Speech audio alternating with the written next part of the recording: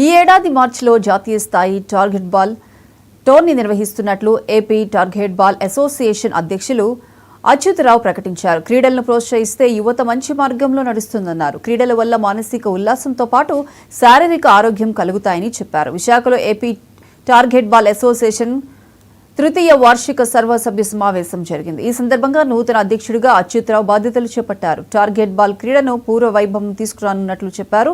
పాఠశాల స్థాయిలో target ball క్రీడను తీసుకువెళ్తామన్నారు.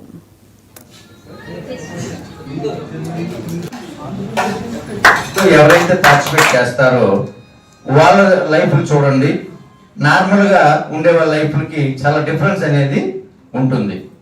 క్రీడల వల్ల ఏమవుతుందంటే వాళ్ళ టోటల్ మైండ్ సెట్ అంతా ఆ క్రీడల మీద, ఆ రోజున్న ఆ గేమ్ మీద వాళ్ళ కాన్సన్ట్రేషన్ అంతా ఉంటుంది.